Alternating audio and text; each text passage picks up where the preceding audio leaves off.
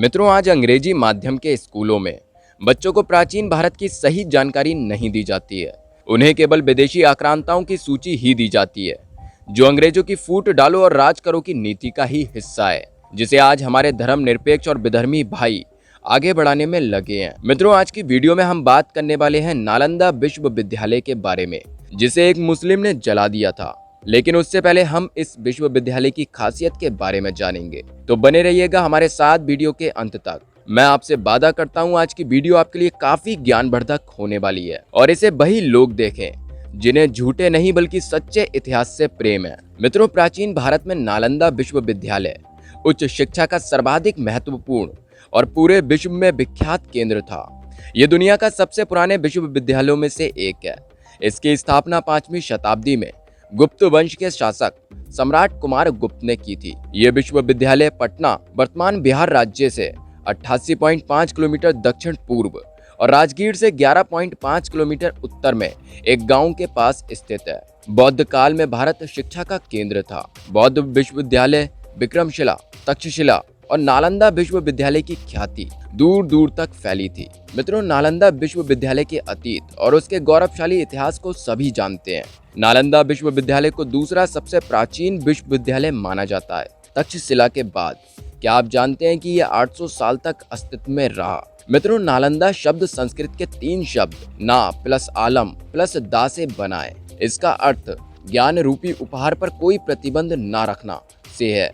इस विश्वविद्यालय में चयन मेरिट के आधार पर होता था और निशुल्क शिक्षा दी जाती थी। साथ ही उनका रहना और खाना भी पूरी तरीके से निशुल्क होता था। मित्रों, इस विश्वविद्यालय में करीब 10,000 विद्यार्थी और 2,000 अध्यापक थे। चीन के हेनसांग और इत्सिंग, ये दोनों 7वीं शताब्दी में भारत आए थे। उन्होंने इसे दुनिया का सबसे बड़ा विश्वविद्यालय भी बताया था। इस विश्वविद्यालय में भारत ही नहीं बल्कि कोरिया, जापान, चीन, तिब्बत, इंडोनेशिया, ईरान, ग्रीस, मंगोलिया आदि अन्य देशों के छात्र पढ़ने के लिए आते थे। इस विश्वविद्यालय को बनाने का उद्देश्य ध्यान और अध्यात्म के लिए स्थान को बनाने से था। और मित्रों, ऐसा कहा जाता है कि गौतम बुद्ध खुद कई बार यहाँ आए और रुके भी थे। इस विश्वविद्यालय में हर्षवर्धन, धर्मपाल, वसुबंधु, धर्मकीर्ति, आर्यवेद, नागार्जुन आदि कई अन्य विद्वानों ने पढ़ाई की थी। मित्रों, नालंदा विश्वविद्यालय की लाइब्रेरी 9 मंजिल की थी और इसके 3 भाग थे, रत्न रंजक, रत्नोदधि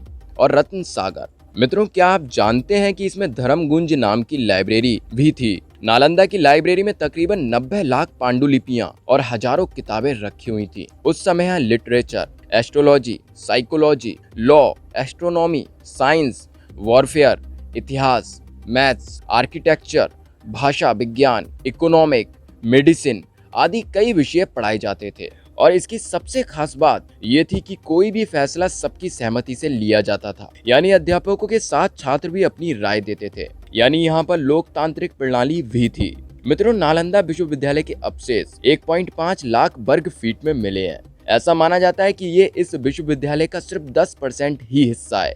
अर्थात मित्रों, ऐसा कहना बिल्कुल भी गलत नहीं होगा कि नालंदा विश्वविद्यालय दुनिया का दूसरा सबसे प्राचीन विश्वविद्यालय है, जिसे इख्तियारुद्दीन मोहम्मद बिन बख्तियार खिलजी ने नष्ट कर दिया था। जी हाँ मित्रों, अब बात करते हैं कि नालंदा विश्वविद्यालय का पतन कैसे और कब हुआ, कैसे और क्यों एक मुस्लिम ने इसे जलाया। नालंदा विश्वविद्यालय को आक्रमणकारियों ने 3 बार नष्ट किया था, लेकिन केवल 2 बार ही इसका पुनर्निर्माण हो सका। मित्रों, पहला विनाश स्कंदगुप्त के शासनकाल के दौरान मिहिर कुल के तहत ह्यून के कारण हुआ था, लेकिन स्कंदगुप्त के उत्तराधिकारियों ने पुस्तकालय की मरम्मत करवाई और एक बड़ी इमारत के साथ सुधार दिया था। दूसरा विनाश 7वीं शताब्दी की शुरुआत में गौदास ने किया था। इस बार बौद्ध राजा हर्षवर्धन ने विश्वविद्यालय की मरम्मत करवाई थी। लेकिन तीसरा और सबसे विनाशकारी हमला तुर्की शासक बख्तियार खिलजी ने नालंदा विश्वविद्यालय में आग लगवा दी थी। मित्रों, कहा जाता है कि विश्वविद्यालय में इतनी पुस्तकें थीं कि पूरे 3 महीने तक यहाँ के पुस्तकालय में आग धधकती रही। उसने अनेक धर्माचार्य और बौद्ध भिक्षु मार डाले।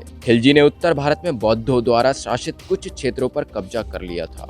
इतिहासकार विश्व प्रसिद्ध नालंदा विश्वविद्यालय को जलाने के पीछे जो वजह बताते हैं उसके अनुसार एक समय बख्तियार खिलजी बहुत ज्यादा बीमार पड़ गया। उसके हकीमों ने इसका काफी उपचार किया पर कोई फायदा नहीं हुआ। तब उसे नालंदा विश्वविद्यालय के आयुर्वेद विभाग के प्रमुख आचार्य राहुल श्री भद्र जी से उपचार कराने की सलाह दी गई। उसने आचार्य राहुल जी को बुला लिया और कहा कि अगर वो ठीक नहीं हुआ तो आचार्य की हत्या करवा देगा। मित्रों, आचार्य ने उसका इलाज किया और वो सही हो गया। उसको इस बात की बिल्कुल भी खुशी नहीं हुई कि उसके हकीमों से इन भारतीय वैद्यों का ज्ञान श्रेष्ठ क्यों है। खिलजी इस तथ्य से परेशान रहने लगा कि एक भारतीय विद्वान और शिक्षक को उनके हकीमों से ज्यादा ज्ञान था।